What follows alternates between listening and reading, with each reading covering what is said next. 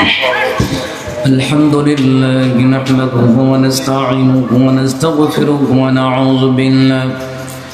ونعوذ بالله من شرور أنفسنا ومن سيئات أعمالنا من يهد الله فلا مضل له ومن يضلله فلا هادي له ونشهد أن لا إله إلا الله وحده لا شريك له وأشهد أن محمدا عبد الله ورسوله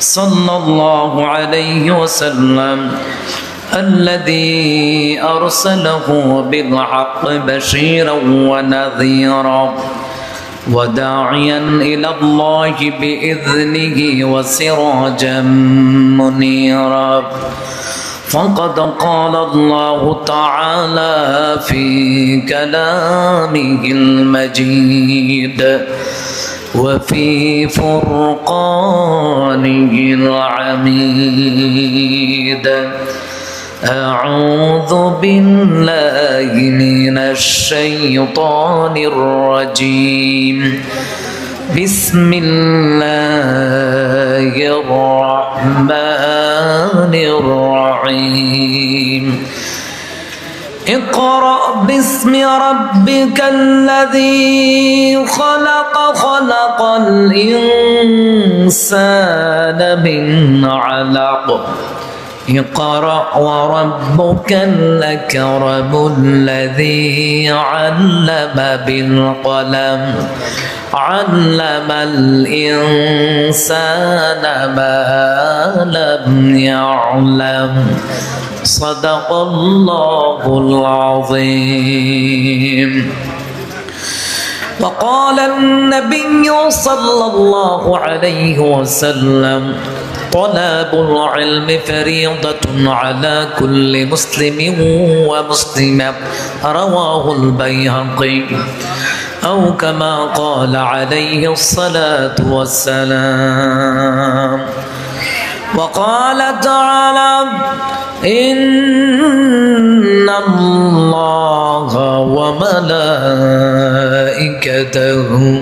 يصلون على النبي يا أيها الذين آمنوا صلوا عليه وسلموا تسليما.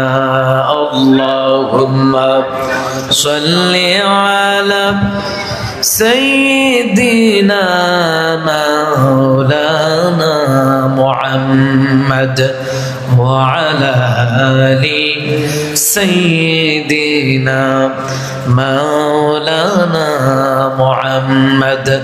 اللهم صل على محمد وعلى آل محمد كما صليت على إبراهيم وعلى آل إبراهيم إنك حميد مجيد.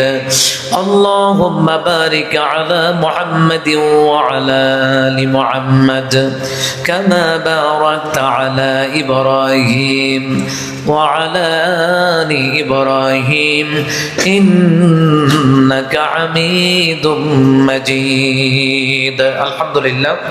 উত্তর চান্দলা নুরানি হাফিজিয়া মাদ্রাসা ও ইয়াতিমখানার হাফেজ ছাত্রদের পাগড়ি প্রদান উপলক্ষে বার্ষিক ওয়াজ ও দুয়ার মাহফিলের সম্মানিত সভাপতি বিশিষ্ট আলেম দ্বীন বিশেষ ইসলামী চিন্তাবিদ মুফাসসির কোরআন আল্লামা মাওলানা মুফতি আব্দুল ওয়াহিদ সিদ্দিকী সাহেব আল্লাহ তাআলা হুজুরকে কবুল করেন। আজকের প্রোগ্রামের সম্মানিত প্রধান বক্তা আমির সাইফুল্লাহ মাওলানা গোলাম পরওয়ার সাঈদী সাহেব পীর সাহেব আরবের দরবার শরীফ কুমিল্লা, বিশেষ আলোচক বিশিষ্ট আলেম দ্বীন হযরত মাওলানা কবির আহমেদ সাহেব, হযরত মাওলানা মিজানুর মানাতিকি সাহেব এবং অনেক আলোচক বৃন্দ যারা রয়েছেন।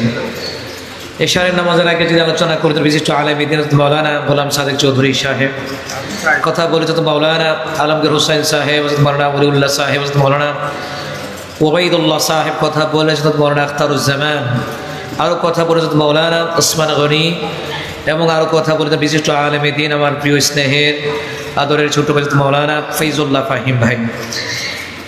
এবং কোরআন তেলাওয়াত ইসলামী সঙ্গীত পরিবেশন করেছেন হাফেজ রাকিবুল ইসলাম কারি জুবাইর, হাফেজ আব্দুর রহমান শিক্ষক মাদ্রাসা, সার্বিক তত্ত্বাবধানে প্যারামিয়া ভূঁইয়া, মাহফিল পরিচালনা হাফিজ মাওলানা ওবায়দুল্লাহ ভাই, হাফিজ মোহাম্মদ সাদাত হুসাইন, শুভেচ্ছা মাওলানা হাফিজ সাইফুল ইসলাম ভাই এবং সৌজন্যে সৌজন ইয়ার ট্রাভেলস। আল্লাহ সবাইকে কবুল করুন, পড়েন আমিন। সম্মানিত মহতারাম হাজারিন, সময় কম, অল্প সময়ে কিছু আলোচনা করব। আল্লাহর কাছে আমি তৌফিক কামনা করছি যে মহান মুনিব আমাদেরকে দয়া করেছেন, হাসান করেছেন, করুণা করেছেন, সে মহান মুনিবের দরবারে সবাই পড়ছি আলহামদুলিল্লাহ। এই মাদ্রাসা কারো ব্যক্তিগত মাদ্রাসা নয়, এই মাদ্রাসা হচ্ছে সকলের মাদ্রাসা, ঠিক কিনা বলেন? এই মাদ্রাসা সকলের। এই মাদ্রাসা কোনো দলের, নির্দিষ্ট কোনো দলের নয়। এই মাদ্রাসা সকল মুসলিম উম্মার জন্য উন্মুক্ত, ঠিক কিনা বলেন? এই মসজিদ বলেন, এই মাদ্রাসা বলেন, ঈদগাহ বলেন, কবরস্থান বলেন। কারণ দুনিয়াতে আমরা বিভিন্ন দলে বিভক্ত হলেও মরার পরে একই কবরে শুইতে হয়, জুমার দিন একই মসজিদে নামাজ পড়তে হয়, ঈদের দিন সকল দলে একই ঈদগায় নামাজ পড়তে হয়, ঠিক কিনা বলেন? যখন কোনো মানুষ মারা যায় সকল দলের লোক একই জানা যায়, একই মাঠে, সব একসাথে। এই জন্য দুনিয়াতে চলতে গেলে দল বিদল নিয়ে হিংসা বিদ্বেষ পোষণ করা যাবে না। দল যার যার, ইসলাম সভা, দল যার যার, আল্লাহ রসুল সভা। সুবহানাল্লাহ পড়বেন না?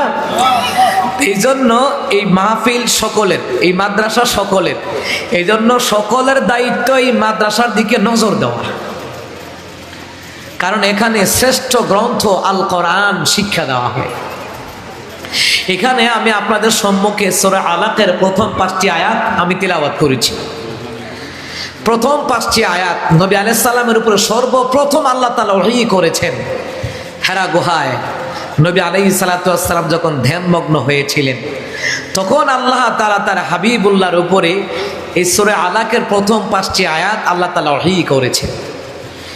এবং এই কোরআন ওহী করে তিনি ব্যক্তি জীবন, পারিবারিক জীবন, সামাজিক জীবন, রাষ্ট্রীয় জীবনে কিভাবে তিনি মানুষকে, মুসলিম উম্মাকে পরিচালনা করবেন, সব কিছুর দায়িত্ব আল্লাহ পাক তার হাবিবুল্লাহকে এই কোরআনুল কারীমের মাধ্যমে সব কিছু তথ্য, জ্ঞান, ইলম আল্লাহ তাআলা দান করেছেন। সুবহানাল্লাহ পড়েন।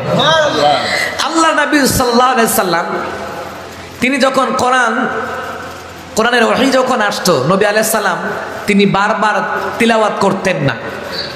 নবী আলাইহিস সালাম যখন কোরআন মুখস্থ করার জন্য বারবার তিলাওয়াত করতেন, আল্লাহ রাব্বুল আলামিন তিনি বললেন, তাফসীরে জালালাইন শরীফের মধ্যে এসেছে, আল্লাহ তাআলা বললেন, হাবিব আমার জিবরাইল আলাইহিস সালাতু ওয়াস সালাম আপনার কাছে ওহী নিয়ে যায়, আমি আল্লাহ তাআলার কালামুল্লাহ। নবী গো, আপনি বারবার তিলাওয়াত করার দরকার নাই, বারবার মুখস্থ করার চেষ্টা করার কোনো দরকার নাই। এ পয়গম্বর আরবি, আপনি জিবরাইলের জবান থেকে একবার কোরআন তেলাওয়াত শুনবেন, আমি আল্লাহ তাআলা আপনার সিনার ভিতরে, আল্লাহ তাআলা, আমি আল্লাহ তাআলা আপনার সিনার ভিতরে গোটা কোরআনুল কারীমের আয়াতগুলি আপনার সিনার ভিতরে আমি আল্লাহ ঢুকিয়ে দেব। আল্লাহ তাআলা কোরআনুল কারীমের মধ্যে সুন্দর করে জানায় দেন, পয়গম্বর এই কোরআনুল কারীম যদি আমি আল্লাহ তাআলা পাহাড়ের উপরে নাজিল করতাম, এই পাহাড় আমি আল্লাহর ভয়ে ফেটে বিদীর্ণ হয়ে যেত। তাহলে বোঝা যায় এই কোরআনের ওহীর ইলমের লোকে ওহীর লুট দেওয়ার মতন ক্ষমতা পাহাড়ের নাই, আসমানের নাই, জমিনের নাই। ওই কোরআনুল কারীমের ইলমের ওহীর লুট দেওয়ার মতন ক্ষমতা আল্লাহ তাআলা তার হাবিবুল্লাহর সিনার ভিতরে আমার আল্লাহ ঢুকিয়ে দিয়েছে। আল্লাহ তাআলা কোরআনুল কারীমের মধ্যে বললেন, লাউ আনজালনা হাযাল কুরআনা আলা জাবালিন লারাইতাহু খাশি'আন মুতাসাদ্দি'আন من خشية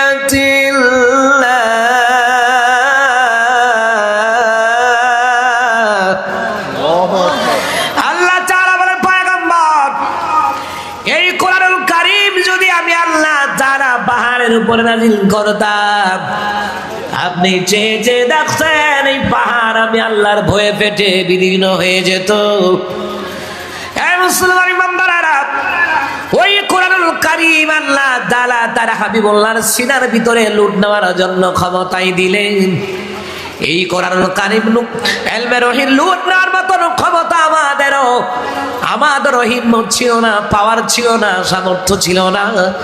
আল্লাহ পাক তার হাবিবুল্লাহর খাতিরে আল্লাহ তাআলা মুসলিম উম্মার জন্য কোরআনুল কারীমের ইলমে রহিম লুট নেওয়ার মতন ক্ষমতা, ধারণ ক্ষমতা, মুখস্থ করে মনে রাখার ক্ষমতা আল্লাহ তাআলা মুসলিম উম্মার ভিতরে দিয়েছে একমাত্র তার হাবিবুল্লাহর কারণে, রাহমাতুল আলামিনের কারণে। আল্লাহ তাআলা ইলমে রহিম লুট নেওয়ার মতন ক্ষমতা আল্লাহ পাক আমাদের জন্য সহজ করে দিয়েছেন। এই জন্য এখানে যারা হাফেজ ছাত্র আছে, আলেম আছে, যারা নুরানি বিভাগে পড়ে দেখা হোক, মুখস্থ হোক, আর যে পড়ে, এদের সিনাটার এত দাম, এদের সিনার ভিতরে কোরআনের ইলম আল্লাহ ঢুকিয়ে দিয়েছে। আজকে মুসলিম বিশ্বের মধ্যে, বিশেষ করে বাংলাদেশের মধ্যে তাকায়া দেখেন কয়জন কোরআন সহি করে পড়তে পারে। ওলামায়ে কেরাম সারা শতকরা 97 জন মুসলমান শুদ্ধ করে কোরআন পড়তে পারেন না।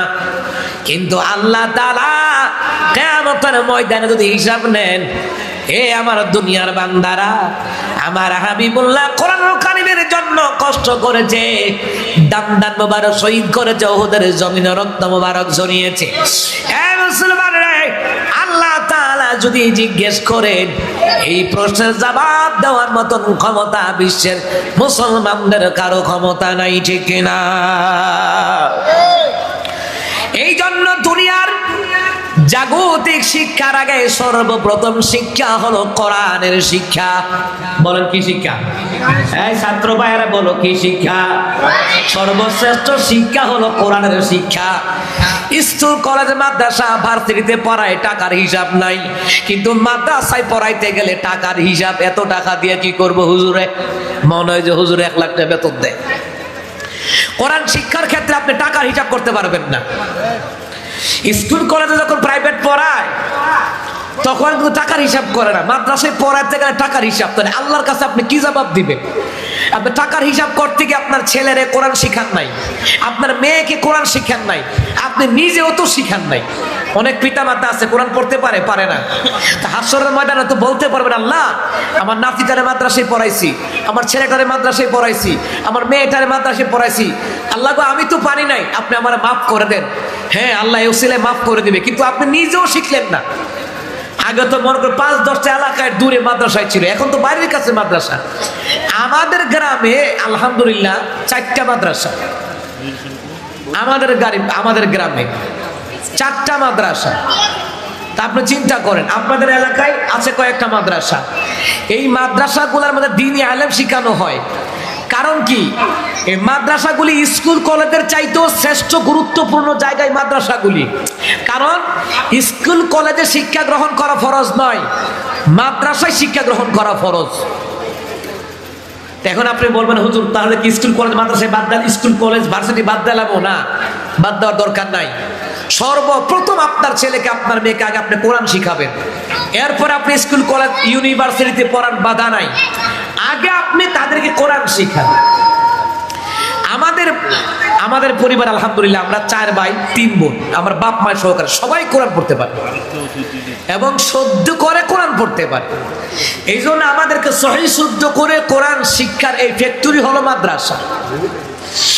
আল্লাহ রাব্বুল আলামিন বলেন, হাবিবুল্লাহ এই কোরআনুল কারীম যারা শিক্ষা অর্জন করবে, কোরআনুল কারীম যারা পড়বে, কিয়ামতের ময়দানে কোরআন আল্লাহর দরবারে সাক্ষী দিবে।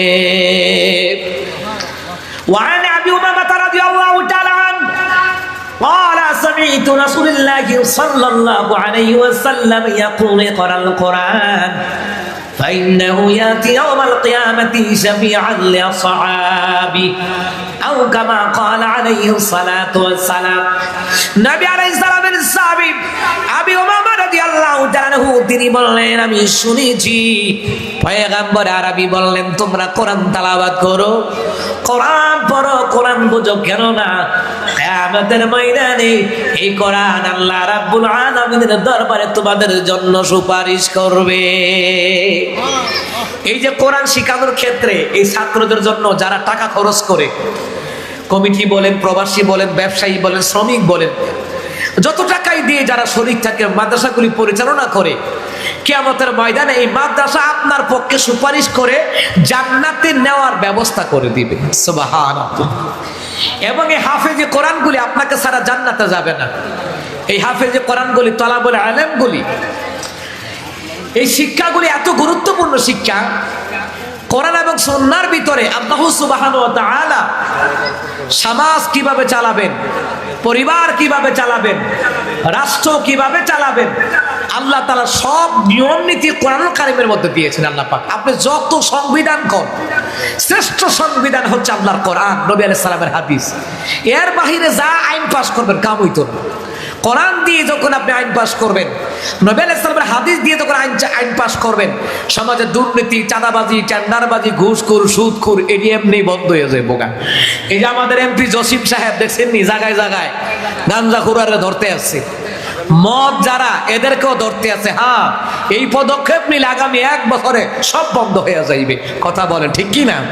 কারণ আজ সমাজ, প্রায় সমাজে ইয়াবাখুর, মদখুর বাইরে গেছে গা, সুদখুর তো আছে, ওই ফুটে টেয়া ভাড়ায়, জামাইয়ে ভাড়ায়, জিরে জামাইয়ে ভাড়া সুদে লাগাই রাখছে। ঠিক কি না? কোন মরিয়ার বাসি বিল্ডিং একটা তুল, সুদে টেয়া। আর যারা বিল্ডিং তুলে, যারা কন্ট্রাক্টর, এরা লোক আলাপ করবে যে একটা বিল্ডিং তুললাম 3 রুমের, কত টাকা লাগবে? বেশি না 5 লাখ। পরে দেখেন আরো 10 লাখ টান ভরে, এর কত সে মাডো নামাইলো। আমনই টাকা দিয়ে দেখবি হে আওলাদ বরাত সুদে আইনার বাড়ির কাম করব। এই হইছে মিথ্যাবাদী।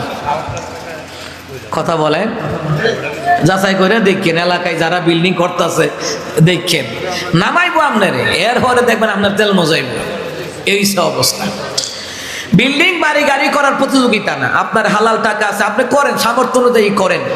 আপনারা কেডা করছে সুদ আইন না বাড়ি করতেন, সুদ আইন না ফুতরে বিদেশ পাঠাইতেন, জামারে বিদেশ পাঠাইতেন? কে কইছে? কয়দিন আগে 21 জন বাংলাদেশি ইউরোপ কান্ট্রিতে যাইতে লইয়া ডুববা মরছে, পাইছেন না খবর? আল্লাহ কি কবরও জিগাইব, ইউরোপ কান্ট্রিতে গেলি নাকি রে জাহান্নামে যা? দরকারটা কি?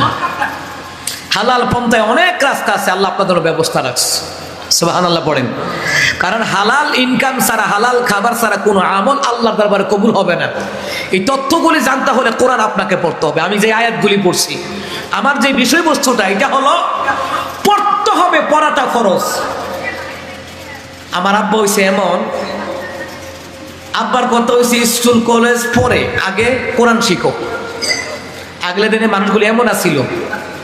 আর আগেরকার দিনে বিয়ে শাদী আসলো জিগাইতো মেয়ে কোরআন পড়তে পারে কেন? এখন জিগা ছেলে বিদেশ নি, বিল্ডিং আসেনি, বাউন ভরা বাড়ি আসেনি, আর মোটর সাইকেল আসেনি, ঠিক না? এটি আগে জিগায়। এখন জিগা না মেয়ে পর্দা করেনি, ছেলে নামাজ পড়েনি। আর মুক্তাররা জিগাবেন, মুক্তার দেখবেন 999টা মিথ্যা কথা কয়। মুক্তারা জিগাবেন, আচ্ছা মেয়ের লেগে বিয়ে চাইতে আসি, আচ্ছা আপনি কোন তো ছেলেটা কি করে? ছেলে কি করে কি মানে? ছেলে আব্দুল কাদের জিলানী, অথচ জায়েদ খানের মতন উল্টা ডিগবাজি মদ খায়। যে জায়গায় ছেলের জন্য একটা বিয়ে হচ্ছে, একটা মেয়ে দেখেন তো মেয়ের অবস্থা কি? আরে মেয়ে কি কম, রাবিয়া বসরি, পরে রিভুট লিয়া দেয়, হ্যাঁ পরিমনির খালাতো বোন। এই অবস্থা। তো এই জন্য আমরা যদি এই কোরআন এবং সুন্নাহ যদি পড়ি, কোরআনের জ্ঞান, হাদিসের জ্ঞান যদি অর্জন করি, আর নিজেদেরকে যদি আমরা পরিবর্তন করতে পারি, অল্প রুজি হোক, দুনিয়া ও আখিরাতের কল্যাণ আল্লাহ তাআলা আপনার ঘরের ভিতরে, আপনার ভিতরে, আপনার জমি জমার মধ্যে, ব্যবসা বাণিজ্যের মধ্যে আল্লাহ তাআলা অঢেল বারাকা দান করে দিবে। সুবহানাল্লাহ পড়েন। আমরা সবাই তো উন্নত হওয়ার চেষ্টা করি, কয়জন নামাজ পড়ে জিগান? কয়জনের বউ নামাজ পড়ে? পর্দা করে বাজারও যেতেছে ঠিক আছে, কিন্তু নামাজের সময় নামাজও পাইতেন না। ফজর রক্ত ওইটা এই বাড়ি ও বাড়ি ঘোরাঘুরি করে, কুটনামি, মানে টপ লেভেলের কুটনামি। অথচ আমার স্বামী বিদেশ, সন্তান বিদেশ, আমার স্বামীটা রিক্সা চালায়, সিএনজি চালায়, ভ্যান গাড়ি চালায়, অটো চালায়, আমি নামাজটা পড়ে দোয়া করি, একটু কোরআন খতম করি, এই দোয়া করতে রাজি না। অথচ বাজারে একটু কম ফললে তুমি আমার কি খাওয়াইছো? আপনারা কইবেন কি খাওয়াইছি মানে খাওয়াইতে খাওয়াইতে তোর ডায়াবেটিস বানাই লেছি। কি খাওয়াইছি মানে খাওয়াইছি না কেমনে? অকৃতজ্ঞ। কয়জন দেখেন নামাজ পড়ে কোরআন খতম দেয়? দেখেন আগেরকার দিনে সকাল সন্ধ্যায় আমরা কোরআন পড়তাম।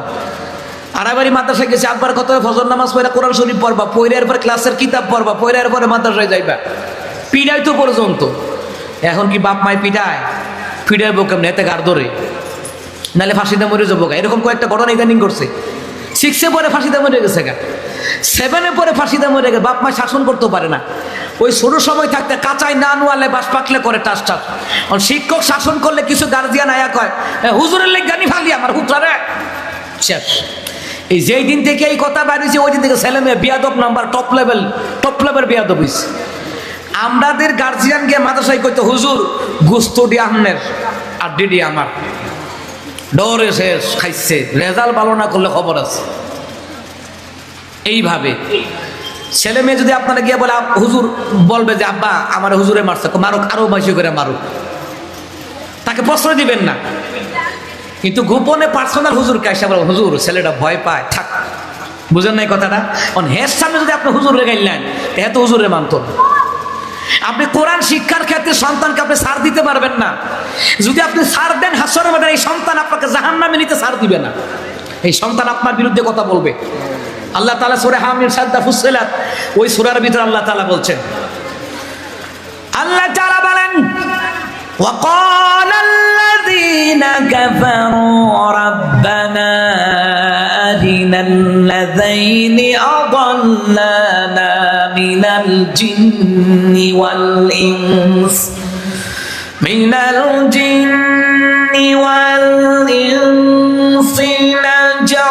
নাজআলহুমা তা'তা قدمنا ليكونا من الأسفلين।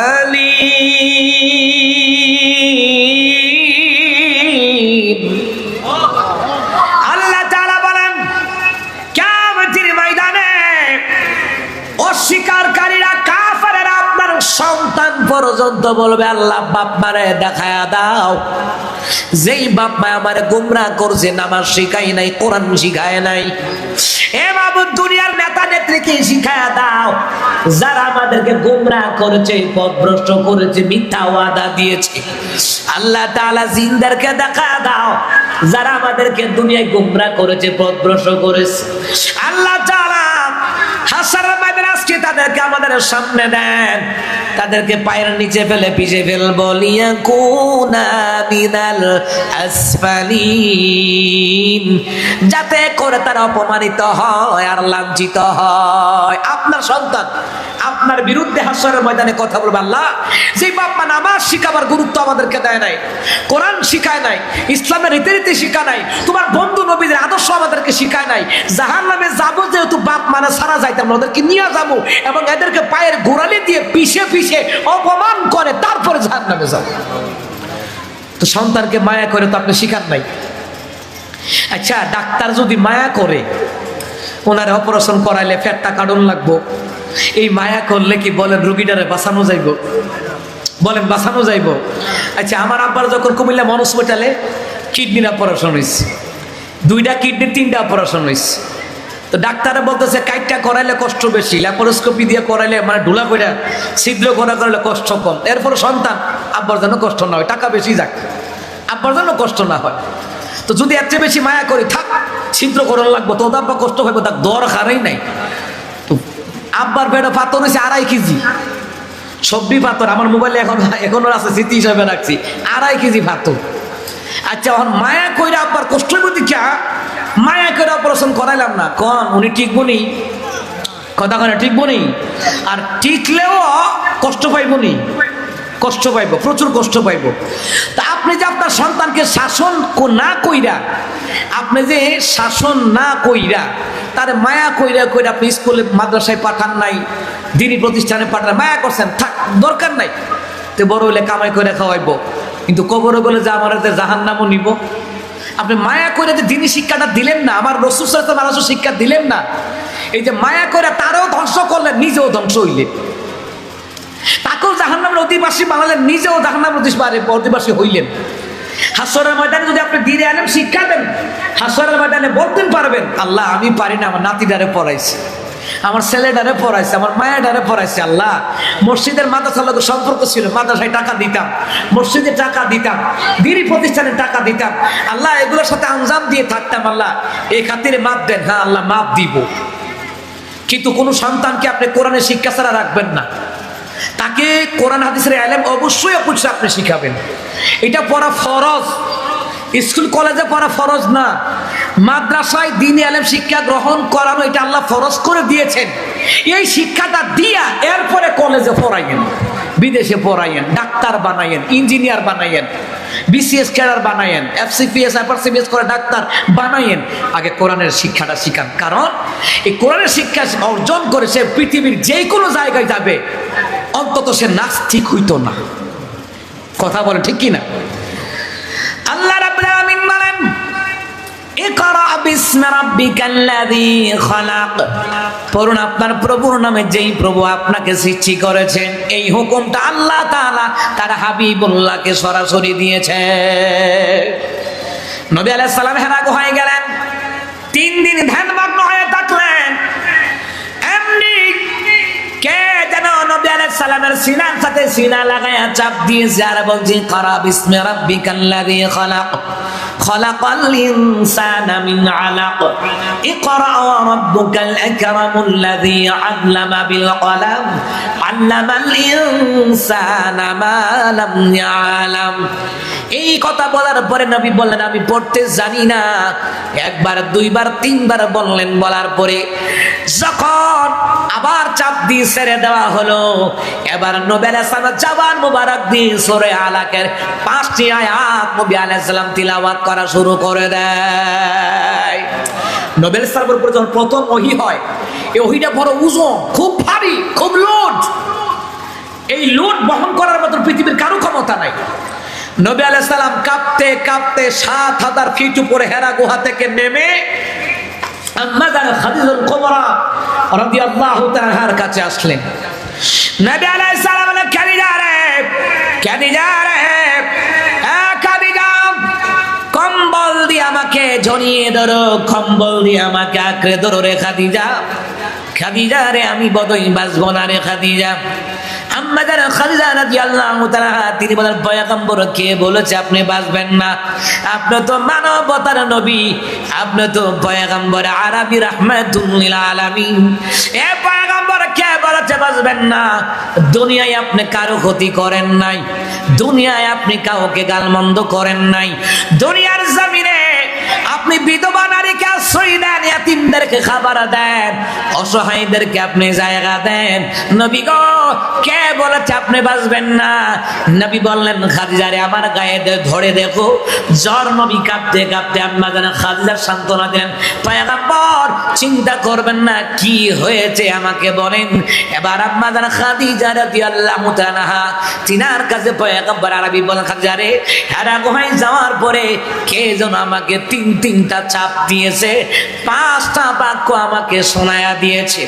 আম্মা জান খাদিজা কেমন বিবি, স্বামীর এই মুহূর্তে সান্ত্বনা দিয়েছেন, হতাশা হতে দেন না এমন স্ত্রী। দুনিয়ার জমিনে এমন স্ত্রী যারা আছে, স্বামী আমার বিপদ আসক, শাক খাইয়া লবণ খাইয়া থাকবো, যাও খাইয়া থাকবো, আপনার এই বিপদে আমি ছেড়ে যাব না, যা পারে আপনাকে সাপোর্ট করব।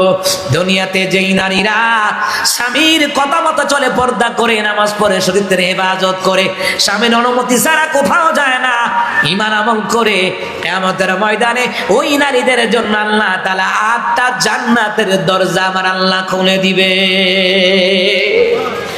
আম্মা জান খাদিজা রাদিয়াল্লাহু তাআলা তিনি বললেন, পয়গম্বর ভয় পায়েন না, চলেন আমার সাথে চলেন। আম্মা জান খাদিজা রাদিয়াল্লাহু তাআলা পয়গম্বর আরবিকে ডান হাত মুবারক ধরে নিয়ে গেলেন নিজের চাচাতো ভাই ওয়ারাকা বিন নাওফালের কাছে। ওয়ারাকা বিন নাওফাল, শোনো, আমার স্বামী হেরা গুহায় গিয়েছিল, ওই জায়গায় কি অলৌকিক ঘটনা ঘটে গেল। আমার স্বামীকে জিজ্ঞেস করেন, ওয়ারাকা বিন নাওফাল বলেন, ইয়া মুহাম্মদ সাল্লাল্লাহু আলাইহি ওয়াসাল্লাম, সবাই পড়েন সাল্লাল্লাহু। নবী আলাইহিস সালামের নাম শোনার পর যদি আমার নবীর নামে দুরূদ না পড়েন, নবী বললেন লাআনাতুল্লাহি আলাইহি, তার উপর আল্লাহর লাআনত। দিনে নেমে রেখে বাড়ান, দুনিয়ার জমিনে যারা আমি নবীর নাম শোনার পরে দুরূদ পড়বে, কিয়ামতের ময়দানে আমি রাসূলুল্লাহ সাল্লাল্লাহু আলাইহি সাল্লাম বলে গেলাম, আরশে আজিমের ছায়ার নিচে আল্লাহ তাআলা ওই নরনারীকে জায়গা দিবে যেই নরনারী আমার নবীর নামে দরুদ ও সালাম আদায় করত। জোরে কোন সুবহানাল্লাহ। দিবানিশি তোমার প্রেমে হয়েছি আকুল, তুমি আমার প্রিয় নবী মুহাম্মদ রাসূল, তুমি আমার প্রিয় নবী মুহাম্মদ রাসূল। দৌড়ারবে এসেছিলে ওগো তুমি মোর রবি, তোমার প্রেমে কবিতা লিখে যাই কত কবি। দৌড়ারবে এসেছিলে ওগো তুমি মোর রবি, তোমার প্রেমে কবিতা লিখে যাই কত কবি। তোমার প্রেমেতে মন যে আমার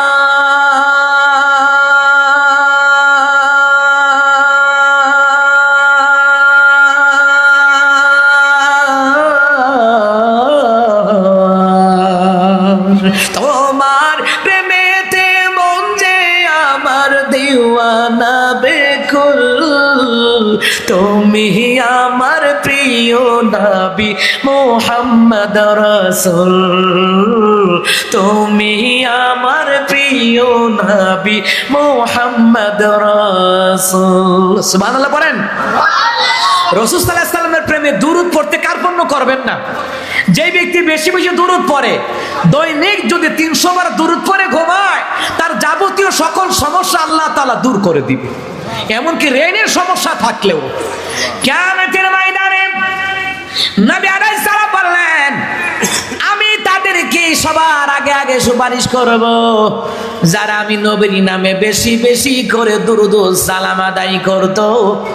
দুরূদ ও সালাম আদায় করলে দিলে শান্তি পাওয়া যায়, রহমত পাওয়া যায়, বরকত পাওয়া যায়। সুবহানাল্লাহ বলবেন না?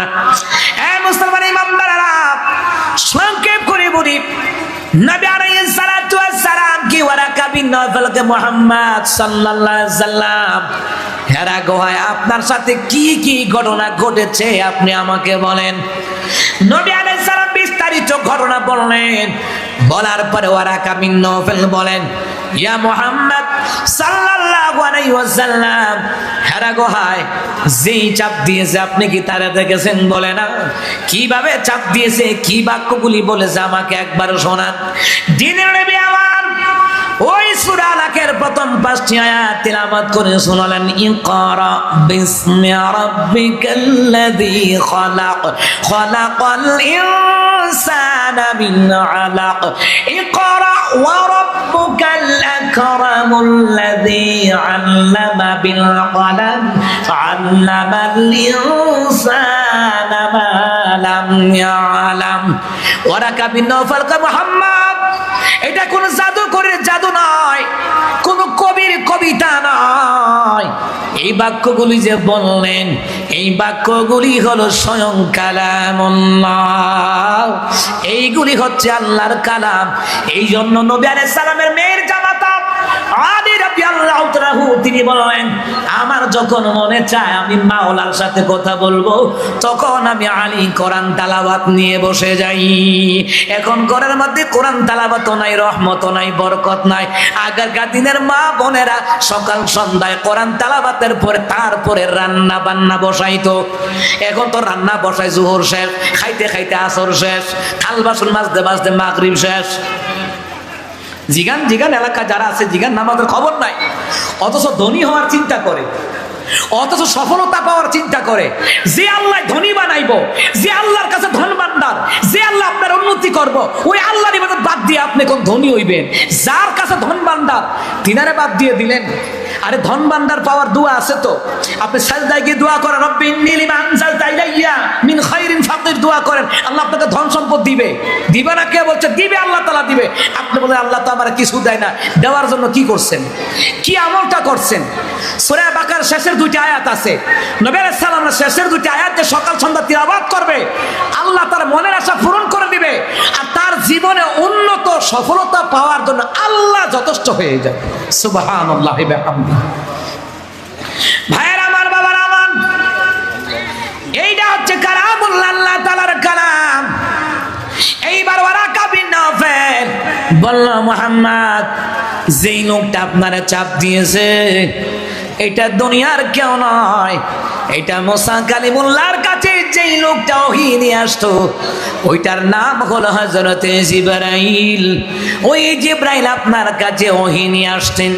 মুসা কালিমুল্লাহর কাছে জিবরাইল ওহী নিয়ে এসেছিল 400 বার, আর আমার হাবিবুল্লাহর কাছে ওহী নিয়ে এসেছিল 24,000 বার। সুবহানাল্লাহ বলবেন না?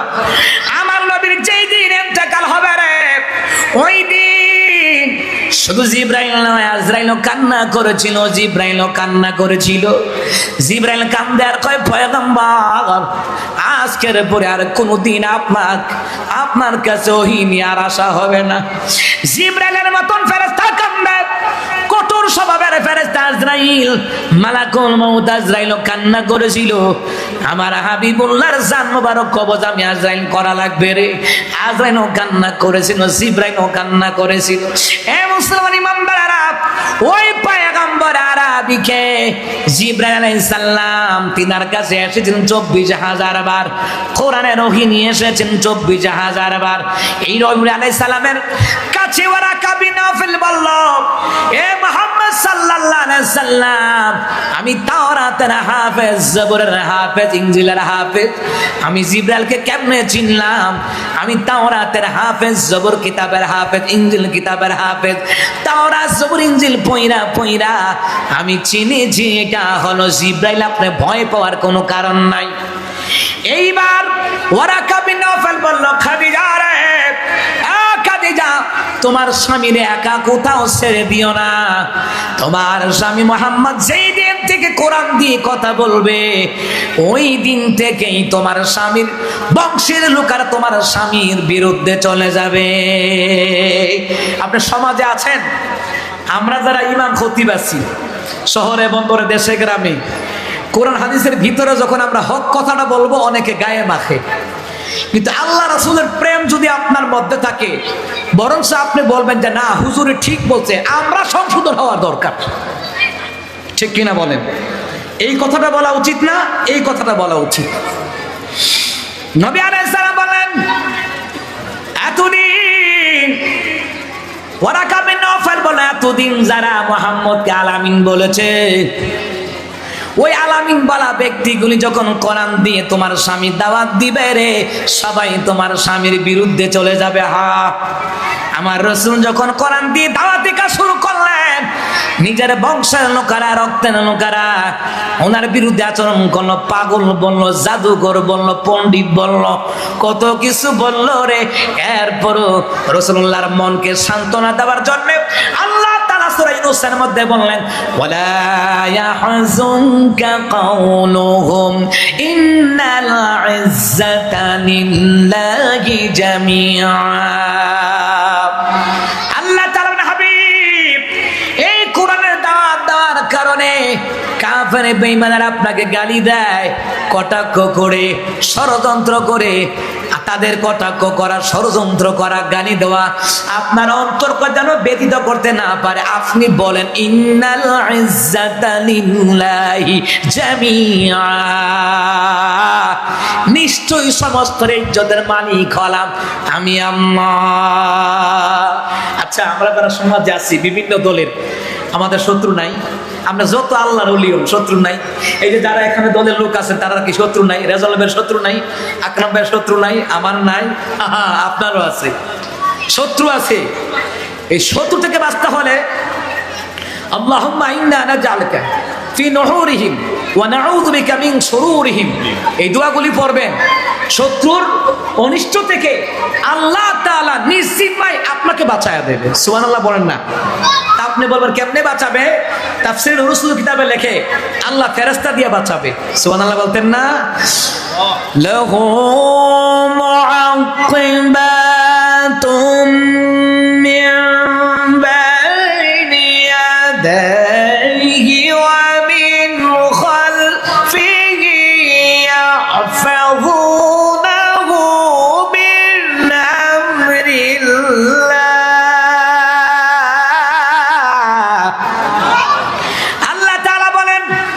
আমি আল্লাহ তার সামনে ফেরেশতা, পেছনে ফেরেশতা, ডানে ফেরেশতা, বামে ফেরেশতা আমি নিযুক্ত করে দেই। ওই ফেরেশতারা আমি আল্লাহর হুকুমে তাদেরকে হেফাজত করে।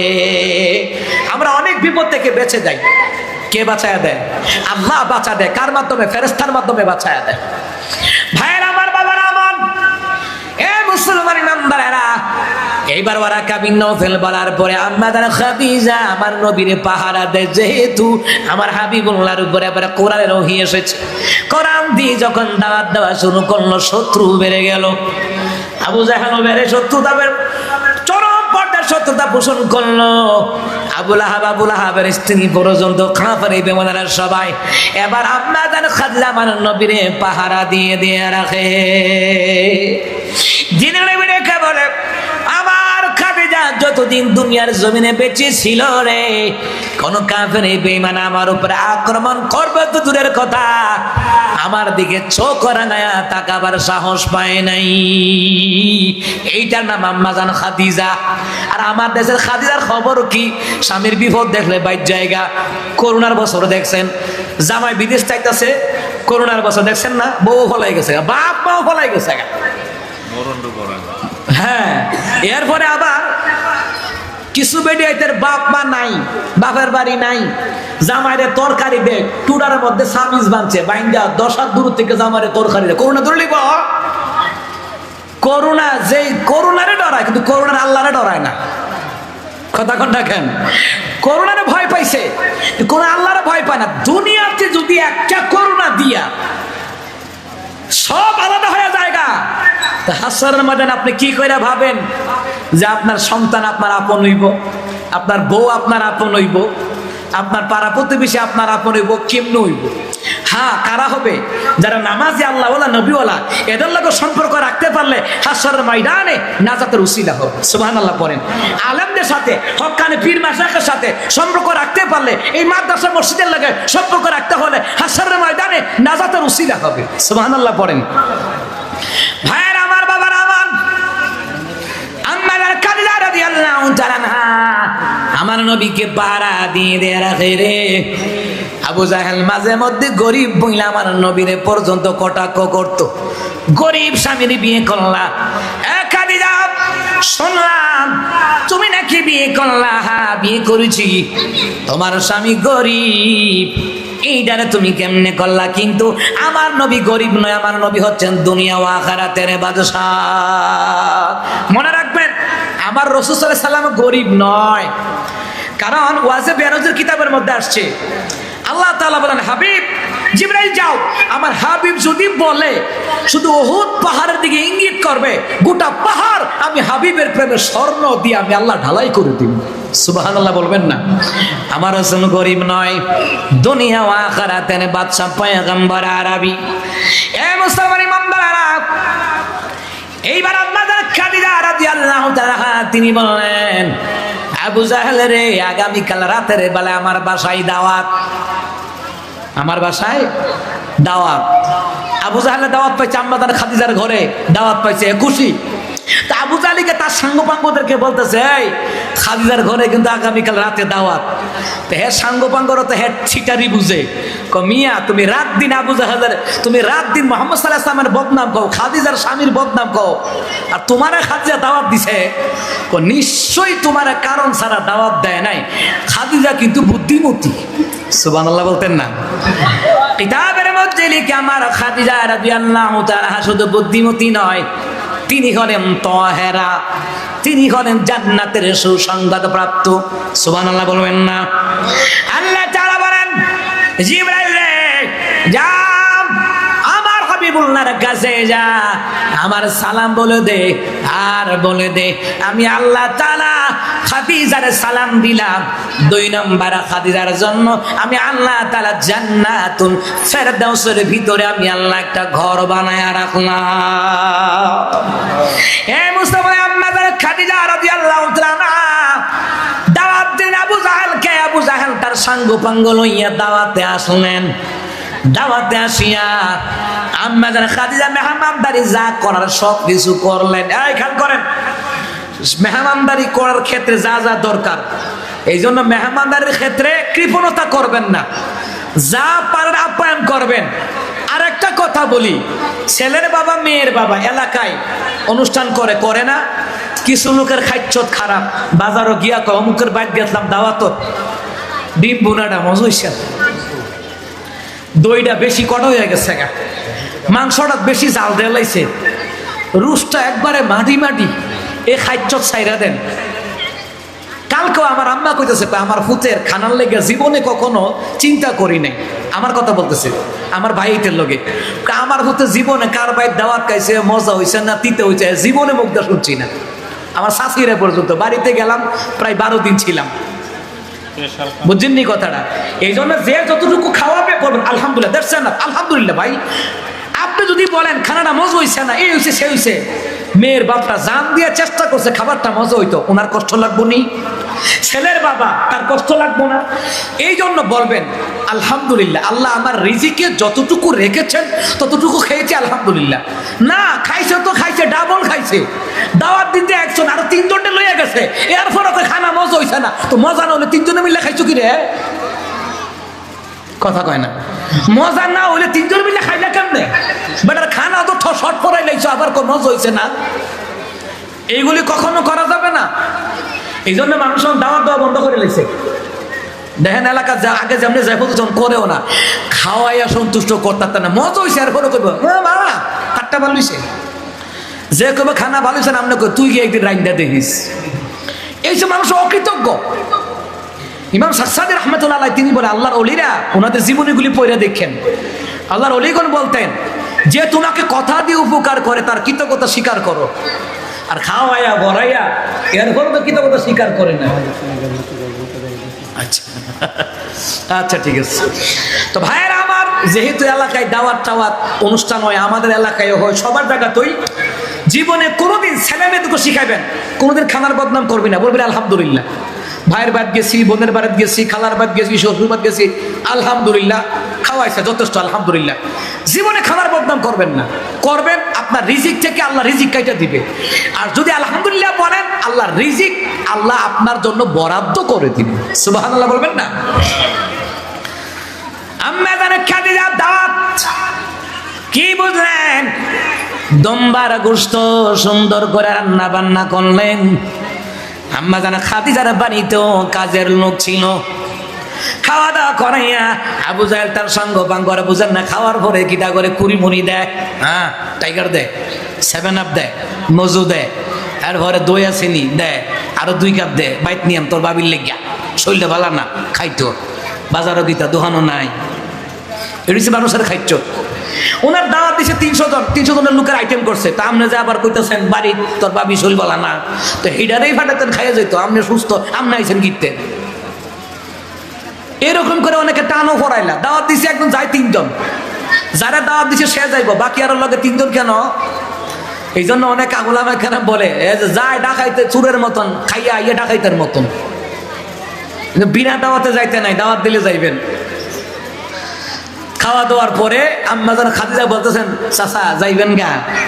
হ্যাঁ যাবো গা, আমার তো একটা কথা আছিল। কি কথা? কি কথা?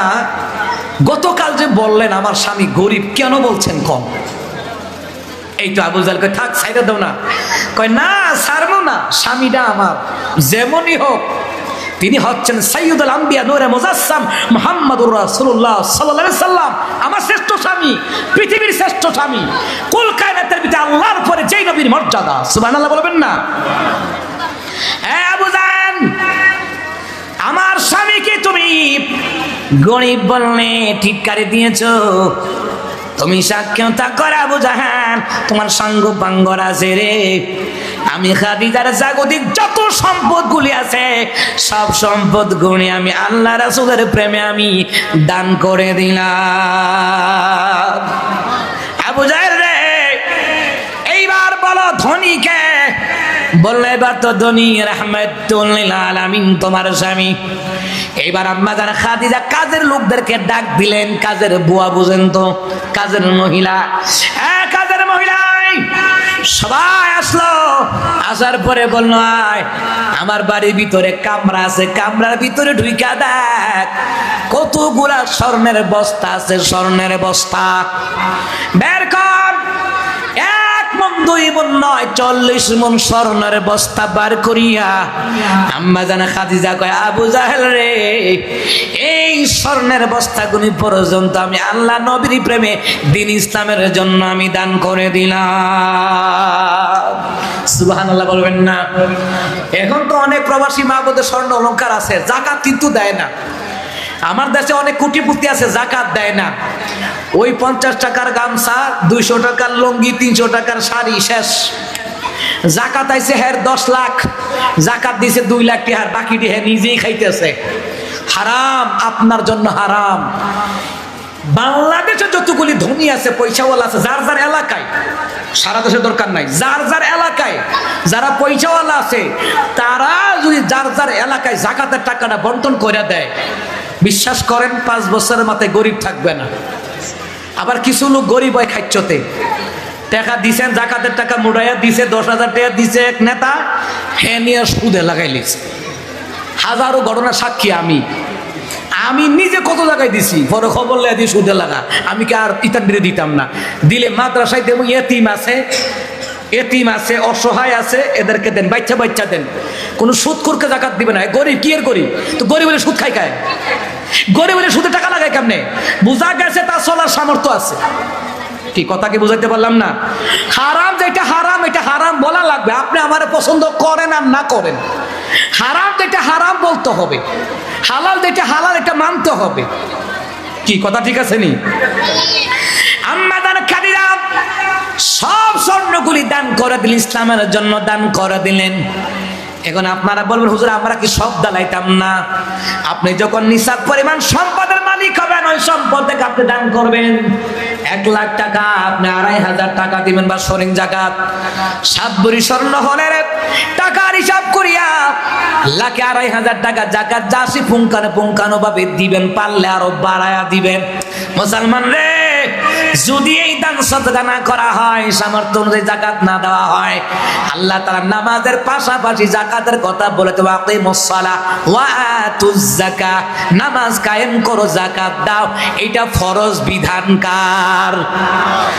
এ মুসলমান, জাকাত দেওয়াই লাগবে।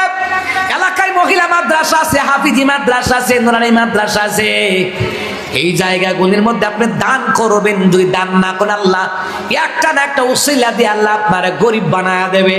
আর আম্মা জান খাদিজাকে আল্লাহ এমন ধনী বানাইছেন, আরবের শ্রেষ্ঠ ধনী আম্মা জান খাদিজা রাদিয়াল্লাহু তাআলা আনহা, তিনি সব সম্পত্তি দান করে দিলেন। কিয়ামতের ময়দানে যেই নারীরা দান করে, যতটুকু হোক, স্ত্রীকে বলবেন ফকির মিসকিন আসলে যতটুকু পারো দান করে দিও। এই দান করলে তাদের হাসর নাসর আম্মা জান খাদিজা রাদিয়াল্লাহু তাআলা আনহার সাথে হবে। সুবহানাল্লাহ পড়েন।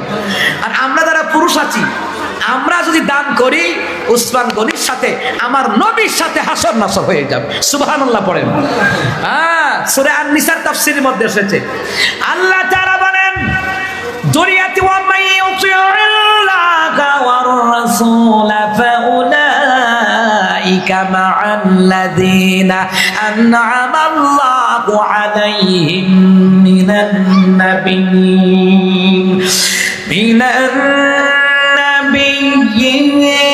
ওয়াস-সিদ্দীকিনা ওয়াশ-শুহাদা'i ওয়াস-সালিহিন।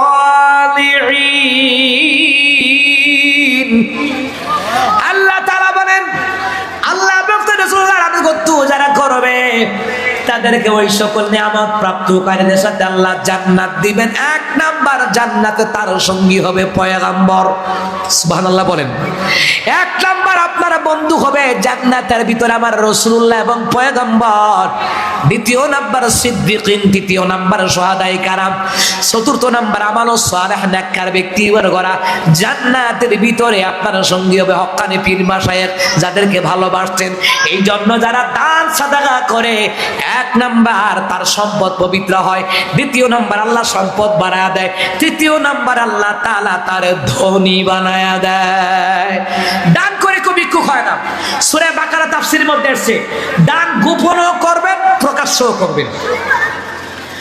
প্রকাশ্যে কেন করবেন বলেন তো?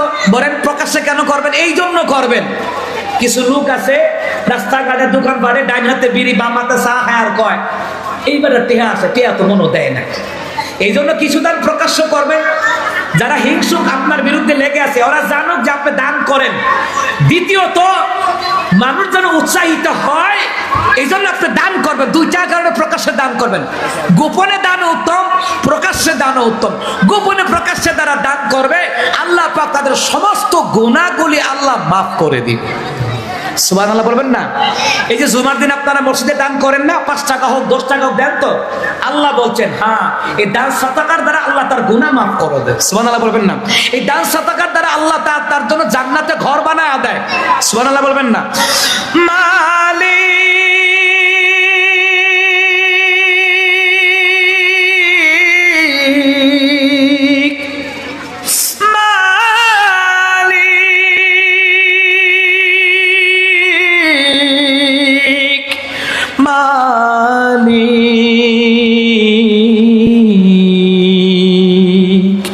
একটি ঘর বানিয়ে দিও, একটি ঘর বানিয়ে দিও, সে বিভীষিকাময় মহাদিনে তোমার প্রতিবেশী করে নিও। মালিক তুমি জান্নাতে তোমার পাশে আমায় একটি ঘর বানিয়ে দিও, একটি ঘর বানিয়ে দিও। যেদিন কেহ আসবে না কারো কোনো কাজে, যেদিন পাবে পাপের বোঝাই মরবে লাজে, সিরাত পার হতে গিয়ে পিছলে যাবে কত পথিক, আবার কেহ পুণ্য নিয়ে পার হয়ে যাবে ঠিক ঠিক। সে মহাদিনে মহাক্ষণে, সে মহাদিনে মহাক্ষণে পার করে তুমি দিও। মালিক তুমি জান্নাতে তোমার পাশে আমায় একটি ঘর বানিয়ে দিও, একটি ঘর বানিয়ে দিও। সে বিভীষিকাময় মহাদিনে তোমার প্রতিবেশী করে নিও। মালিক তুমি জান্নাতে তোমার পাশে আমায় একটি ঘর বানিয়ে দিও, একটি ঘর বানিয়ে দিও। আমিন কন আর রাস্তা কন আমিন। যাই হোক, যা কিছু আলোচনা করেছি আল্লাহ তাআলা আমাকে আপনাদেরকে বোঝার আমল তারা তৌফিক দান করে পড়েন আমিন। তাহলে বুঝলাম স্কুল কলেজে শিক্ষা গ্রহণ করার আগে সর্বশ্রেষ্ঠ শিক্ষা হলো কোরআনের শিক্ষা। কোরআনের শিক্ষা, কোরআনের হাদিসের সুশিক্ষাই হলো জাতির মেরুদণ্ড। একটা সমাজ, একটা পরিবার, একটা রাষ্ট্র পরিবর্তন করতে হলে কোরআন হাদিসের শিক্ষার কোনো বিকল্প শিক্ষা নাই। আগে দ্বীনি ইলম সন্তানদেরকে শিখাবেন, টাকার মায়া করা যাবে না। আগে সন্তানদেরকে দ্বীনি ইলম শিখাবেন, তারপরে স্কুল কলেজে ভার্সিটি যেখানে মন চায় ওখানে পড়ো। আগে তাকে দ্বীনি ইলম শিখাইতে হবে, নামাজের নিয়ম কানুন শিখাইতে হবে, রোজা নামাজ হজ যাকাত এগুলো নিয়ম কানুন আপনাকে শিখাইতে হবে, কারণ সন্তানের হক পিতা মাতার কাছে পাও না। আল্লাহ তাআলা আমাদেরকে বুঝদান করে পড়ে আমিন।